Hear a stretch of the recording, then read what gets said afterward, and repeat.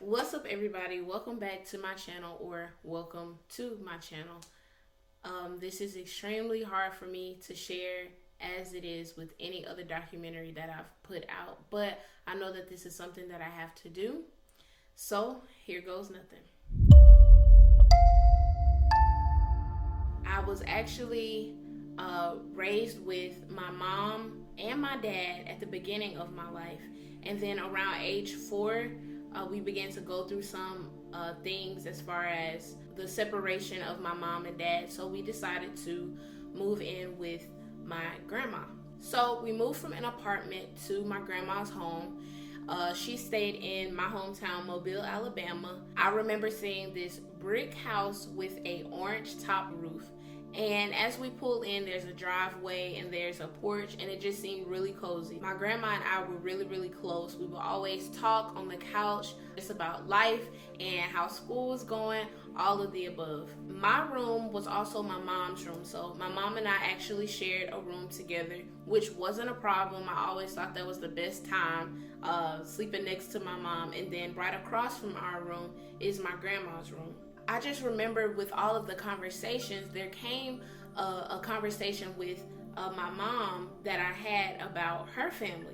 And as she started to explain some different things, I started to become concerned about everyone's well-being at this point. The reason I say this is because my mom explained how her 2 sisters passed away and all that they had gone through, all that they had dealt with, and even their children. One of my aunts that I've never got a chance to meet because she passed away before I was born, she actually committed suicide, sadly, because of all the things that she was going through. And she was actually diagnosed with lupus, and I believe because of the medication she was on, she began to kind of lose her mind. She had 2 kids that are my cousins. My mom took care of them from babies up until they were grown. I truly believe that she kind of lost her mind at one point in time. There was a lot of trauma going on, and at night my mom said she was scared of this aunt. She was scared of her own sister, and she would take her children, well, one of her kids, and bring them into her room with her, because my aunt would leave her baby out in the middle of the floor because the baby was crying, and would just walk away and walk back in their room. At this time, my mom was probably a freshman in high school. I believe she was 9th or 10th grade. So she woke up, got the baby, put the baby in her room. I would ask her, I was like, why were you scared of her? And she would say, well, she would do different things like sleep with knives under her bed. And I was like, why would she sleep with knives under her bed? And my mom was saying there was something off, with her, how she would speak and how she would do certain things. My grandma brought her a black dress, and she thought it was so cute. She was like, oh my gosh, look at this dress I got you today. And her response was, I think that'll look good in my casket for my funeral. And my mom was just like, why would you say that, in her head? But, there was nothing that she could have done to prevent it. My mom thinking that it was the medicine. I remember my mom saying that it was so sad because she was getting ready for a dance. It was a junior dance in high school, and she was ironing her white dress on the ironing board, and my grandma was walking around the house. Fox News came on, and as the news played, it was a body bag being rolled across the screen, and all she can remember was seeing my aunt's name on the screen and my grandma fainting next to her. After my mom explained that happened on the news, that my grandma fell, I began to ask her, well, what happened to my aunt? What happened to my cousins during this time? And sadly, my aunt, before she committed suicide, she tried to take her own kid's life with her as well. So she stabbed one of my cousin's ear and the other cousin's back. And as they began to bleed out, she then took her own life. So my mom had to grow up super fast and actually help take care of the kids that she left behind. And it's just a sadness that came around the family with that story specifically, and that's something that is so sad to just even talk about and to even break down. With my other aunt, I didn't get a chance to meet her either. She actually passed away from the sickness that she had. I didn't really hear too much about this particular aunt, but I know that my grandma held a lot of guilt with this particular child. This aunt asked my grandma to cook her a bowl of chili or gumbo. I can't remember which one it was. My grandma didn't cook her the dish because she was saying that she didn't have time. She just wouldn't be able to do it right then and there. I know that she regretted it afterwards because she passed away not too long after that. So there was a lot of guilt that she held and regret that she held after that situation as well. Losing 2 kids, I wouldn't wish that on anyone. Something that was in this particular aunt was also in the other aunt. They had a common ground, which was the type of sickness that they had, and that was lupus. One of the aunts would say that when she would go to the hospital, she would want to jump out of the window. Like, she would just want to be done with life. And she was always speaking like dark things.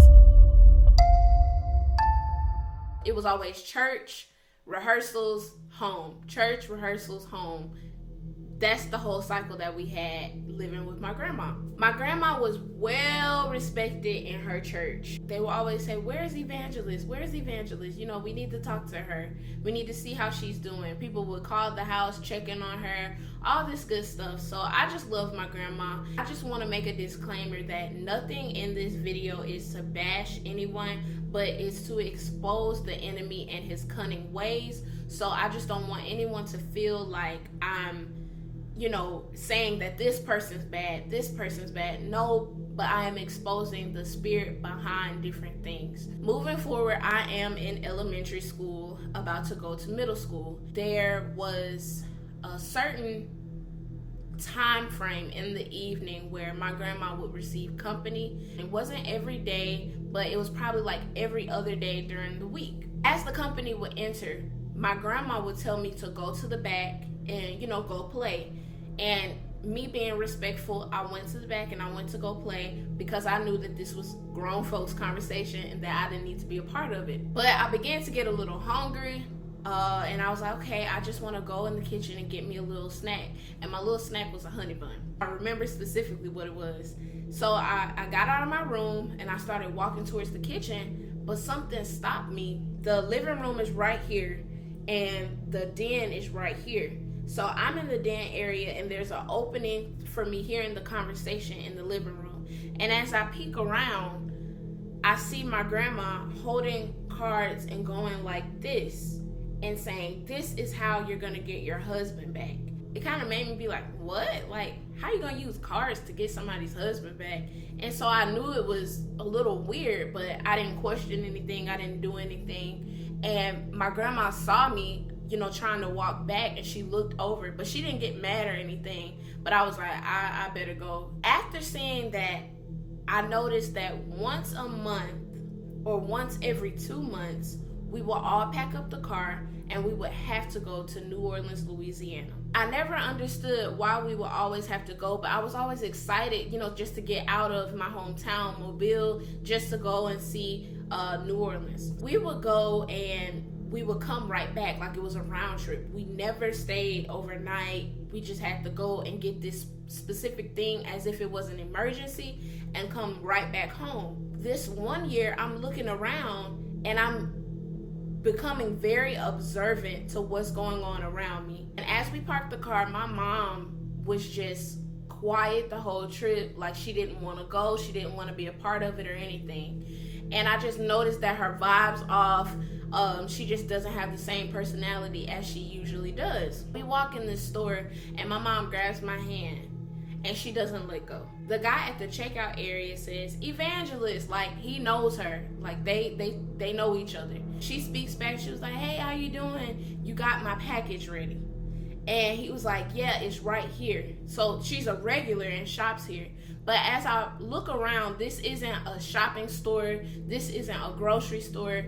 This is a store where they sell spiritual items. They have candles, they have incense, they have no evil spray. They have a lot of different things that made me wonder, like, what is this? Like, what's behind this stuff?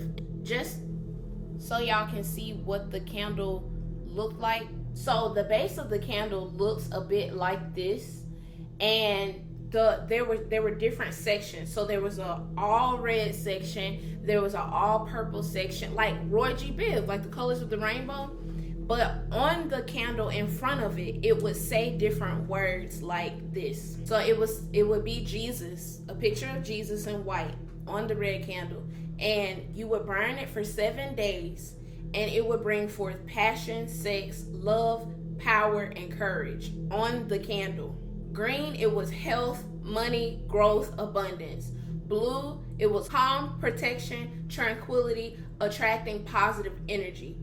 Pink, it was love, romance, harmony, and friendship. White was protection, healing, connection to higher self. And it keeps going. And so as I was walking through all of these candles, my mom got antsy and she was like talking to my grandma saying, "Are you ready yet?"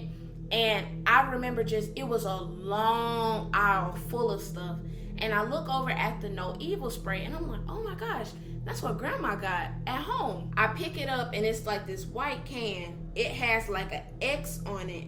And at the bottom it says, "Go away evil." I'm looking at it and I said, okay. And I just remember the smell of the house that we lived in.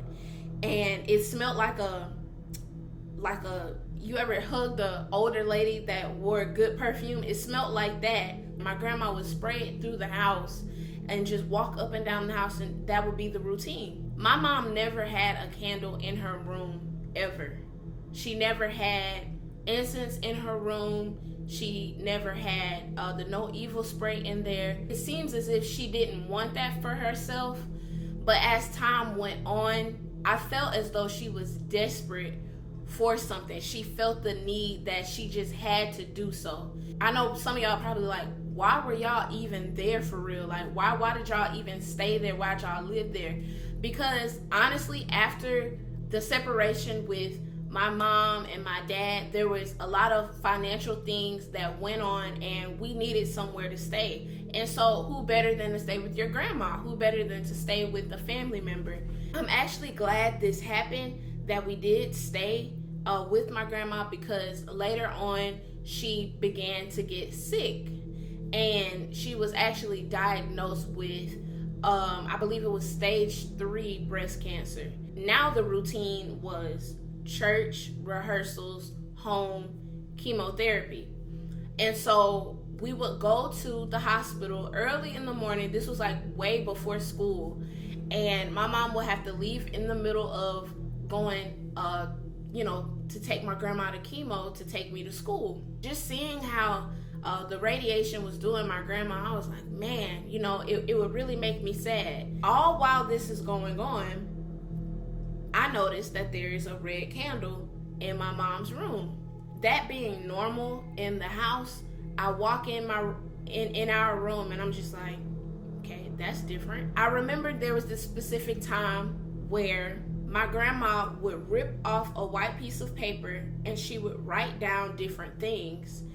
And it was like she was having a conversation with someone else that just wasn't there with the things that she was writing on the paper. So she would always routinely, whenever she would take out a new candle, she would rip a piece of paper and tape it around the red candle. It would be like 4 candles going at once, but it was kind of like an altar, like a self-built altar in her room. Her dresser was really, really tall, and she would have a candle right here, a candle here, here, and here, and they will all be wrapped in white paper, and she will always have a red pen to write the words on, and she would burn them throughout the whole day, blow them out at night. And this would happen for a week's time, every week. My mom began to do the same thing, but it will only be 1 candle.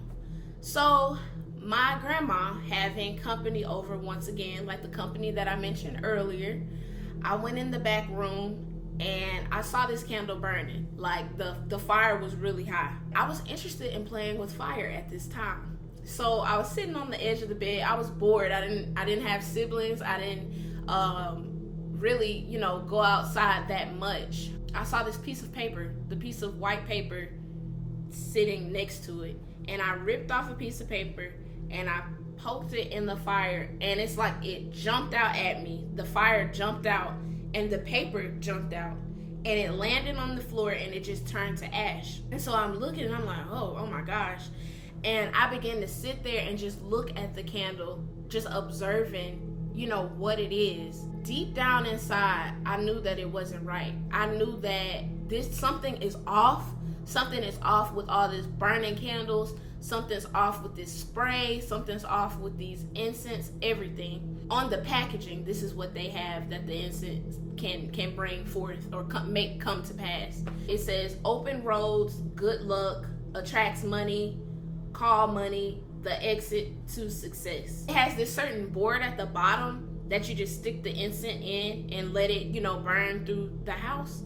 And the certain board that I saw on Google was the same board that my mom had for her incense. My grandma continues to go through chemotherapy. She continues to fight through. She begins to kind of talk out of it just a little bit. There was one night where I had to stay home with my grandma. Usually I went with my mom to choir rehearsals at our church, but after so long, my grandma couldn't be at home by herself. So I would stay home with her, and I would just call my mom if I needed her to come on back, just whatever would happen. Usually my grandma would take a bath when my mom was still there, but she decided to wait a little bit later. As she was coming out of the tub, I was actually in the other room, playing, and she hit the floor really hard, and I heard her fall. And so I was running to get her, and I said, Grandma, I actually called her Big Mom. I was like, Big Mom, get up. And she was like, well, hold on, I gotta scoot because I can't get up. I can't. I could tell it was embarrassing for her, being this strong person all of her life, and now her body's kind of, going through this health crisis, and her health was declining. It was kind of embarrassing for her to kind of have to depend on somebody to help her. I was reassuring her. I said, Big Mama, I got you.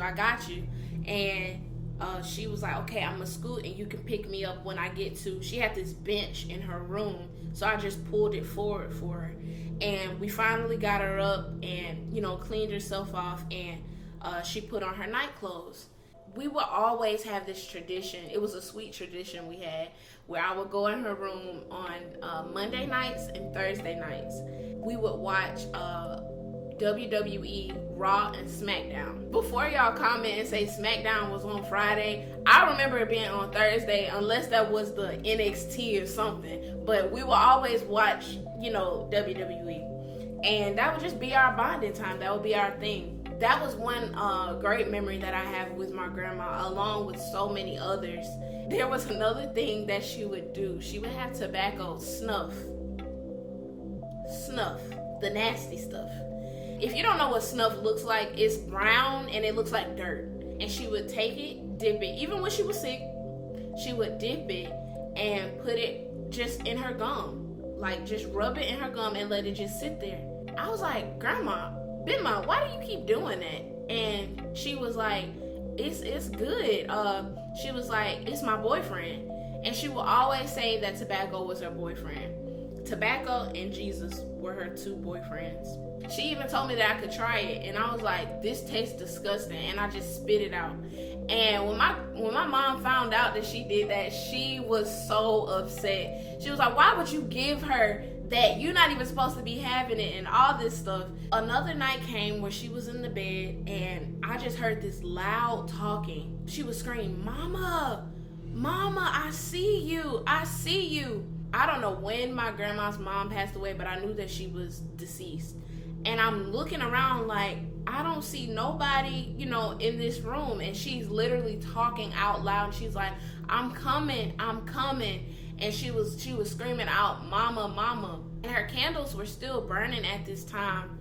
And I said, "Bitma, what's going on? Like, are you okay?" She just began to cry so hard. And I truly believe that even in that off moment, she was really thinking that she was going to pass away, maybe right then and there. And reality probably just sat in like, oh my goodness. I think the most disturbing thing that I probably saw were two things. One of them being the candles being around her Bible, and her Bible will always be open in the book of Psalms. And that really upset me, and I didn't even know why at that young age. Another thing being that not only were the other two sisters going through something crazy, but it happened to my grandma, and there was another aunt that came down to stay with us. My grandma, when she was healthy, would walk around the house and be like, "There she go again." And whenever she said that, the other aunt was talking out loud to herself. Now, what I mean by talking out loud isn't normal. Like how, when you clean up, you're like, okay, what did I forget to do? And you try to make yourself remember, and then you're like, oh, that's right, I gotta go do this. When I say full conversations, there would be full conversations. You would be talking to her, and she'll be like, "Oh yeah, there they go again, and they doing this and all this stuff, and no, that's not what I said," and all this stuff. And I'm like, there's nobody else in the room. And she would talk to herself like that until she went to bed. And I would love this aunt. This aunt would buy me movies for my birthday. She would never forget my birthday. But there was also this weird thing that would just happen with her, and she would have these full conversations. I would walk out of my room, and as I'm getting ready for bed, hear her having this whole conversation. And I mean, when someone snores and you can't go to sleep, when she would visit my grandma's house, I would stay up because she was still talking to this person that was talking back with her. She would answer them. And I was really creeped out, but it became a normal thing in the family. People would just ignore it. She was young, everything was fine, but she would talk out loud to this person. And so my mom would be like, it's okay, just go to sleep. After that, my grandma's health really declined, and I had this Christmas play at church. And so I was actually getting dressed, and my mom said, okay, we gotta go see Big Mama, because she actually stayed overnight in the hospital. One thing that my mom really did was help my grandma with everything in her. She would make sure the house was clean. She would make sure she ate. She would make sure that she went to the grocery store and just get outside and just do different things. My mom was she was the baby girl. My grandma actually had her at age 40. I remember she looked at my mom and she said, I never would have thought that my last child would be the one, taking care of me like this. My grandma didn't have to go to a nursing home, because my mom would make sure that she was there to take care of her. After so long, I noticed that my grandma was in the hospital for a long time. So we went. I'm thinking this was a normal day, and afterwards I saw that my friend from elementary school and his mom was with us, and I was like, oh, it was just cool to see them. And I was like, you coming to church with us? And he was like, yeah, I'm coming. And so we were hanging out and stuff, but I didn't notice that my mom put on her shades before she went out the hospital door, and she was like, okay, we're gonna go on to church now. So Sunday school went on, the Christmas play went on, church was out. But in the announcements, someone actually said, we would like to send our condolences to Jennifer Moore, who lost her mom on this morning. And they said that in the church announcements, and my mom was like, she shook her hand. She was like, no, don't do that. Like, not right now. And so I was looking, I said, Grandma not dead. Like, why would they say that? And I just brushed it off because my mom was like, no, not right now. But it was true. After church, my mom called me in the living room, and it just felt dark. I walked in the living room, And I was like, what's going on, Mom? And she said, yeah, Big Mom passed away this morning. I didn't want to tell you just then because I wanted you to be okay for the Christmas production, and I was going to tell you later on. And I immediately thought about my cousins, because Big Mom was she was the glue to the family. Everybody loved Big Mom. It was crazy. I was like, Mom, what are we gonna do? How is life gonna continue going on with the family and stuff like that? And I knew it would hit my cousins harder because they were so close. Like every holiday, coming to see Big Mom, every chance they got. The funeral went on. It was just a sad moment. After burying my Big Mom, it was a darkness in the home like I've never experienced before. I would be scared to go to sleep at night, not because Big Mom wasn't there, but I felt like something was watching me in the house. Like I would walk through the house and it would just be eerie. Like I would look over, nothing was there. It was dark in the room, but it was unsettling. I would say, Mom, can we just close the door to Big Mom's room? I don't want to keep seeing. I don't want to look over. Even with the door closed, I would be terrified to go to sleep. There was one night where I actually did go to sleep, and I woke up and I couldn't open my eyes, and it was like they were glued shut, and I just couldn't open. And I was like, Mom, help me open my eyes. And she put water in them, and it was still hard to open. And she finally opened them, and I was like, why can't I open my eyes? She was like, I don't know. That happened, and then another night, my eyes opened, but I couldn't talk. And my mom was walking around in her house shoes, like getting stuff ready for that day. And I felt like I was saying, Ma, like help me. And she still couldn't hear me. She walked in the whole nother area, and I was freaking out because I was like, I can't say anything. And she finally came back in, and it's like I gasped for air, and I was like, and I said, Ma, you didn't hear me calling you? And she was like, no, I didn't hear you say anything. After that, we still had financial battles and struggles. I remember my mom saying, that's okay, because we're gonna get another place to stay.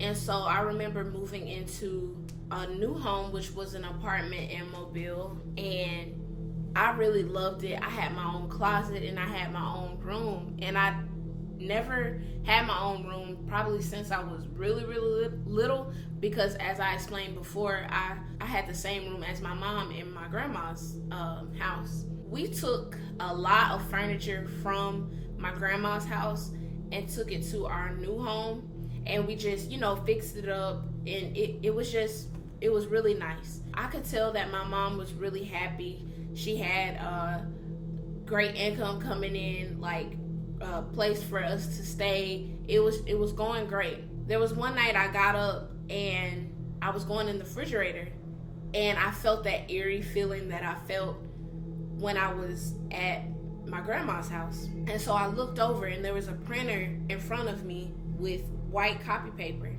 and I looked over, and I was like, it just felt like somebody was watching me. And so I looked over again, and I felt like I saw my grandma with a white hat on the top of her head. And it kind of made me jump back, because I was like, I'm not supposed to see you. Like, what's happening? So I went in the room. I said, Ma, I felt like I just felt my grandma, and it scared me. And she was like, it's okay. She probably just thought I was grieving, but like I knew what I saw. My grandma passed away in December of 2014. I believe the year was 2014. And my mom passed away in December of 2016. So when I started looking at all of the different things, I said, okay, one aunt, you can tell like she's out of her mind just a little bit. The other two aunts passed away from lupus. My grandma passes away from breast cancer. My mom passes away from breast cancer.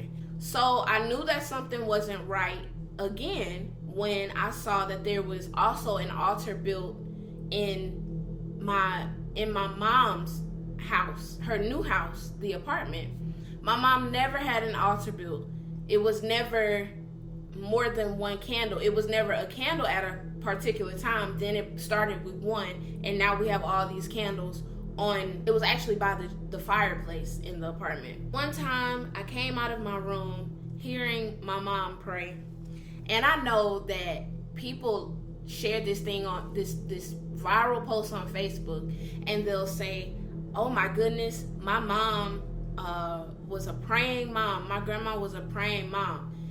Things like that triggered me because I knew that they weren't praying how they should have been praying. On the other side of things, there are people that are going forth to God sincerely, just them and God. But on this side, you have serving two masters, kind of like you're praying to God, but you're also lighting candles in witchcraft that are bringing bad things, bringing different spirits and stuff like that. There was a prayer shawl that my mom bought. It was white, and you had the navy stripes and the gold stripes. And as she would wrap herself in it, she would begin to rock and pray.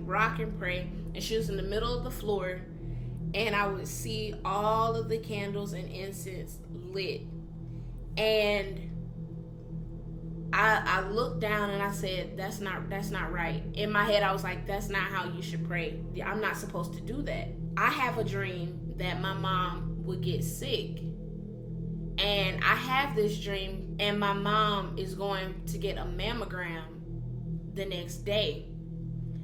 But it wasn't a dream where I'm sleeping. I'm literally sitting, eating dinner, and I close my eyes for a second, and I have a vision that she's going to have cancer. I open my eyes, and I just begin to weep. I was like, Ma, I don't want you to have cancer. I don't want you to go through it. I was like, I don't want you to get sick and die. I don't want that to happen. She looked at me, and she was like, I'm not going anywhere, Kendra. I'm not going anywhere. And so I calmed down. After she gets the mammogram, things are starting to look different. She's starting to lose weight really fast. People at church are like, you know how black people are. They'll be like, if you lose any more weight, you're going to disappear. Don't be losing no more weight. And she would look a certain way, kind of like she can't help it. And, she didn't want to really show her face anymore at church just because people didn't know what she was going through. She got back in the car, and there was this smell that I got a whiff of, and it was a real distinct smell, and it smelled really bad. And I was like, oh my gosh, Ma, what is that? It didn't smell like fart or anything. It just smelled foul. And she was like, I don't know. What do you smell? And I was like, it just stinks. Like, I don't know if it's on you or what. And I remember she would have these gauzes that she would insert in her shirt. And I would wonder why she was doing that. Later on, I find out that she had breast cancer, and it started off as stage 2 and then ended up coming back as stage 4. The first lady of the church told us that she went to this revival and prayed for us, and she wanted us to go to the revival the next day. And my mom told our pastor, that she was sick and that she would need help. So we went to the church service, and I'll never forget, my mom was in the line to receive healing from breast cancer. This man that was a prophet called out my mom.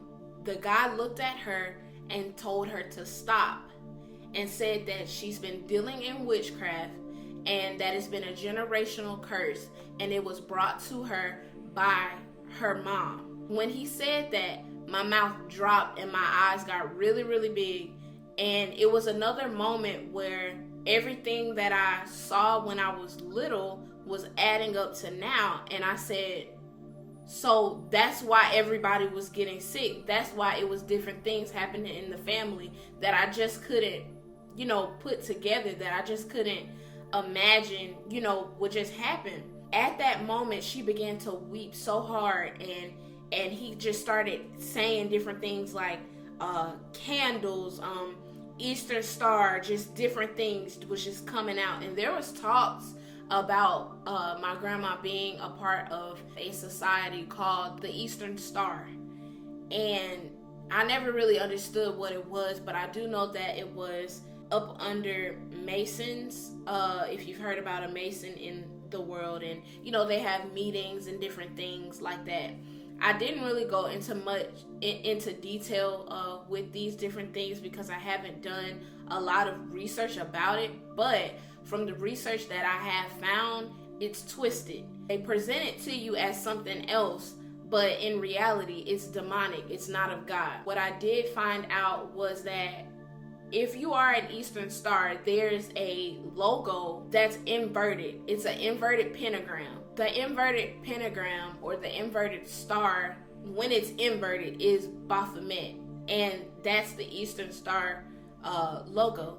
And so how it's presented is the middle of it is a Bible. There's like different, pictures of the different things that they represent. So you may think that it's good, but it's actually evil. Well, my mom called for some help, and this lady came that was a great leader at our church, and she was a prayer warrior. She walked around the house, and when she got done, she said, you need to throw away this item, that item, and that item. And what she pointed to was my grandma's china cabinet, my grandma's bed, and my grandma's 2 chairs. And as she told us to throw that out, I immediately knew why. Because bad spirits can attach to items, and you just have to get that on up out of your house if you want peace, if you want, just only Jesus with you. And the lady began to turn to my mom and say, so how did all this stuff happen? She was like, because there's definitely generational curses. How did it pass you? And it was like a question where it was like, it didn't pass. It was still there at the time. All the candles and stuff, they went away, but things started happening in the mind where she just wasn't like herself. She ran away one time. She showed up naked in her car. Police were looking all over for her. She stopped going to church. A lot of people were worried about her. She would show up trying to find me and wanting to fight the person that was taking care of me. It was just a lot of things that went on after she got sick. All of these events are happening while I'm in school. I'm now in high school at this time. And my godmom decides, to come over and spend the night with us, just to make sure everything's good with my mom and make sure everything's good with me. So it's my godmom and my little god sister. We're all sitting on the couch, and we're actually getting ready for bed. That night was probably the craziest night that I've ever experienced in my life. Just the feeling and just to remember it is pretty difficult, so y'all bear with me. As we go to sleep, everything's fine. Room temperature, great. We get all cuddly, we're cuddling up, it's fine. But we wake up sweating. Not a cold sweat, we were hot. And literally our clothes it was sweat stains, everything. My godmom wakes up and she's like, oh my goodness, like why is it so hot? She walks to turn the air down some. And my mom runs her way, and she's like grabbing her hand. She says, stop, you don't pay anything in here. You need to stop. And at this time, we are not in the apartments. We are actually living in Section 8. And I didn't want to move to this house because I just didn't. There's a certain stench. It smells like the hospital. I can just have flashbacks of just things kind of being all over the place. When we first moved in the Section 8 home, we didn't have a bunch of pots. We didn't have a bunch of things to cook on.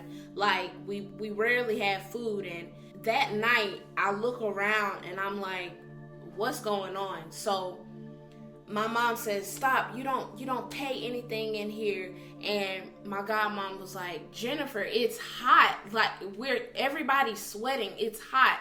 My godmom gets her under control. We sit back down. We lay down. And as soon as we all sit back down, there's a knock at the door. And my mom starts like laughing under her breath, and I was like, what is she doing? But I didn't really think too deep into it because she was sick, a lot of things was going on, and so I'm just thinking right now this is normal. I go to open the door and I'm like, I got it. So I look, and it is probably 2:30, 3 o'clock in the morning. It's like really late. I open the door and it's these 3 ladies. They're in all black. They walk in the house, and I was like, hey, can I help you? And they were like, yeah, Jennifer called us over. I was like, my mom called y'all? And I remember one of the ladies being in our carpool line when I was in elementary school. And they were like, yeah. So they walk in, and I was like, when did she call y'all? And my mom comes out, and the way she walks in the living room it wasn't a human walk. She was like, if I can explain it honestly, it was like she was slithering in the room, and she would sway back and forth, and she would just have this stare. And so I look and I say, something isn't right, and it seems as if there's a demonic spirit that has attached itself to my mom. I became really alert at that time because growing up in church, knowing about different spirits and how people can have demonic spirits, entering them and stuff, I knew what that was. I knew my mom to cast out those evil spirits back at our home church. I knew my mom to be praying for other people and casting the spirit out. And as the night goes on, they say, can we pray for you, to my mom? And my mom is like this. Every time they ask, she keeps shaking her head no. So I begin to pray in my heavenly language. I go to the table and I'm praying. My godmom takes my little sister back because she just is like really, really shocked. So I'm over at the table. I'm sitting there and I'm praying. And they started praying, and it just gets really, really loud. While they're praying, they have their eyes open, but my mom is walking around like this. And she's moving around as they're praying, and she's laughing. She's like, and it was scary because I've never seen my mom, like this. And so as she's walking around and doing that, she comes to me, and she stands in front of me, and she looks at me, and she doesn't move. And I feel her right there, and I just keep praying. I don't stop. I'm concerned about her. So I continue to pray. And I look at her and I say, Mom, would you like to pray with me? And I said, if I ask her this and she says no, I have my answer. She looks and she says, and she just keeps saying it. And as she's saying she then changes and she looks back, and then she looks at me as I continue to pray, and she tries to turn my head to her, and she starts laughing like ha ha ha ha ha ha, like once again, but it was deeper.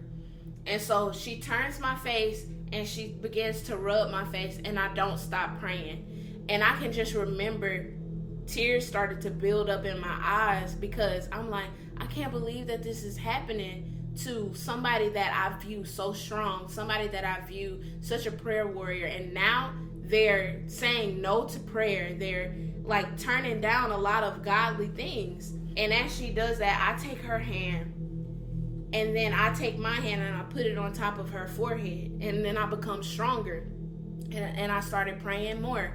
And she takes my hand and she just holds it. She holds it down, and then she starts walking back away. And they stopped praying. The three ladies stopped praying. Nothing happened that night. As I walk to the door, they're like rushing out. They're getting their stuff and they're leaving out. And I'm like, what's going on? Like, y'all supposed to be laying hands at this point. I'm running to the door and I say, do y'all know what's wrong? Like, did y'all find out what's wrong? As I'm talking to them, they're like, no, your mom. As soon as they say that, my mom's voice is like a deep, dark person that's not her. She says, stop it. Stop talking to them and close that door and go sit down. And I looked back, and me being a kid, I was like, okay, like I'm closing the door. And I was like, okay, she was like, continue to pray for your mom. Continue to pray. And I closed the door. When I turn around, my mom begins to go back to her room, and I don't remember going back to sleep peacefully that night. Days go by.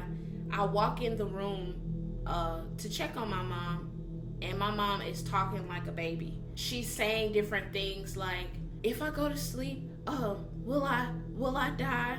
Oh my gosh, where's Kendry? Oh my, what are y'all gonna do? Like, she was asking different questions, and I believe that a lot of people thought that I bathed my mom before. So I walked in the bathroom to check on her, and the water was cold. Like, the hot water didn't even work. And my mom was shivering.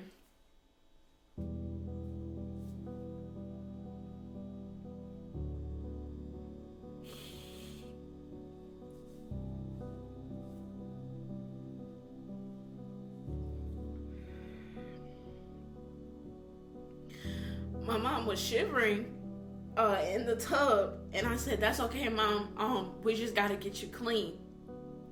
So I go through her medical kits, and I get out the stuff to clean her up, and that smell that I smelled in the cart that I mentioned earlier was a tumor on her breast that was open, and it was gushing out blood. She didn't have enough money to go and get medical treatment for the cancer that she had.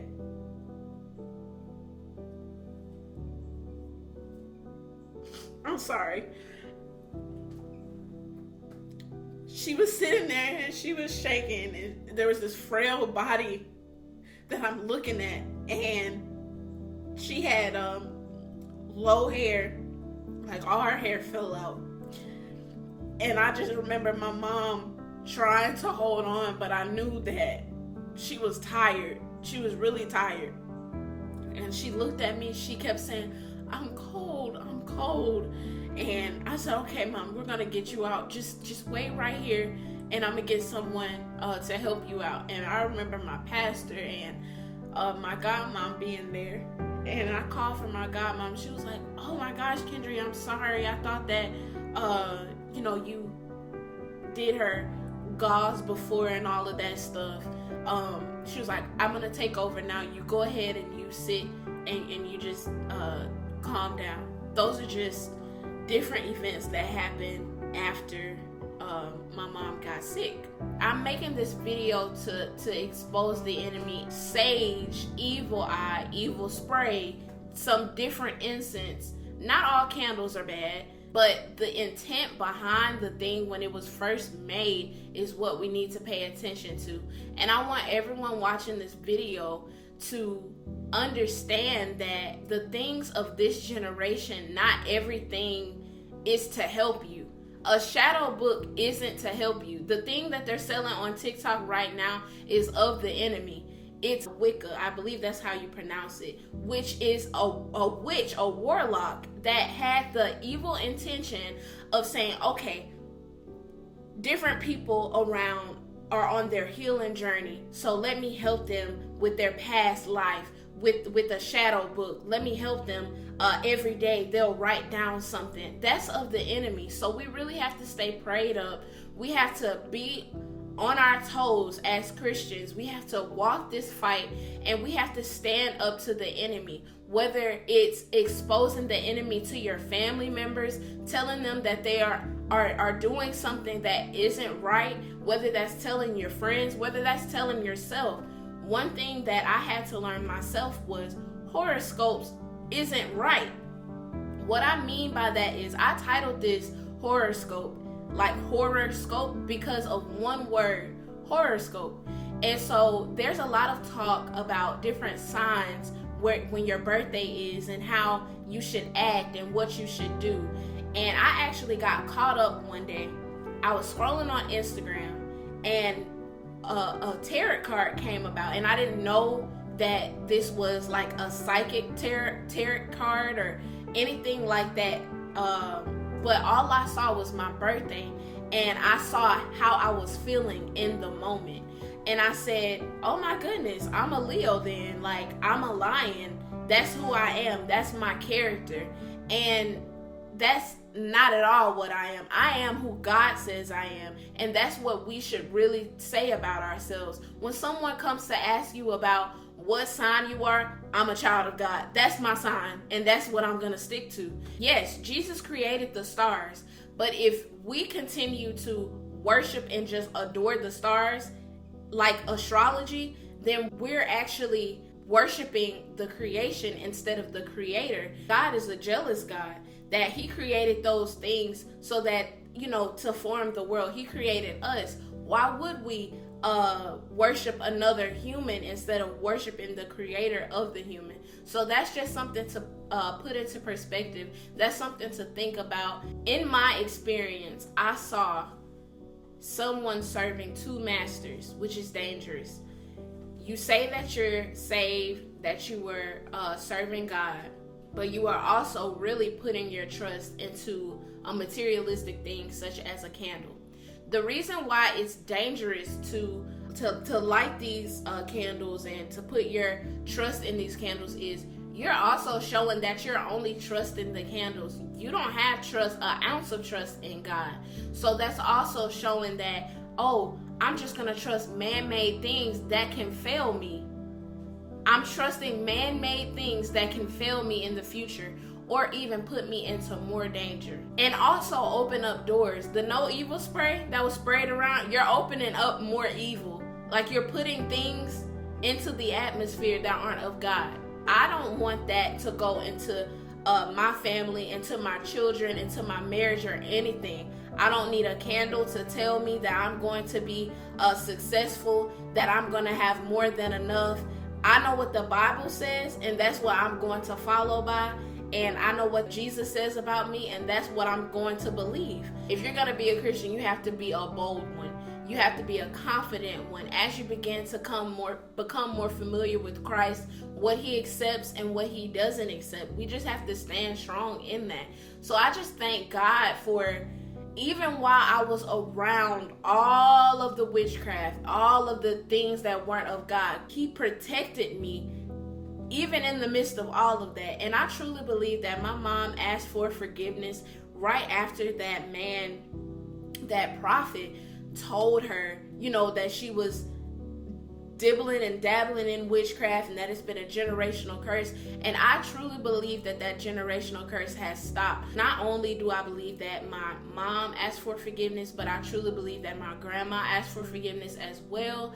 And I always have prayed that they did. That's my heart's desire. Again, this video wasn't to bash anyone, but it was to tell my testimony. It was just to show what the enemy can do, but what we won't continue to let him do, what we won't allow him to do.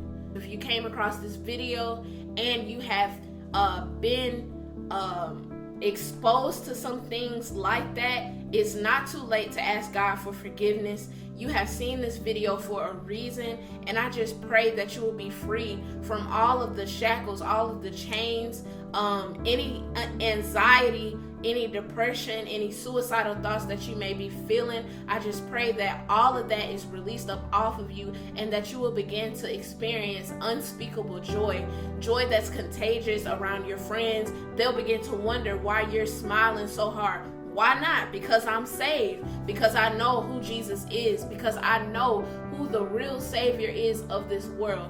So I just thank y'all so much for clicking on this video. Thank y'all for always being so supportive, always leaving great comments for me. I just pray that the rest of your day is the best of your day. And just remember to be great. I love you guys so much. And I will see you guys next time.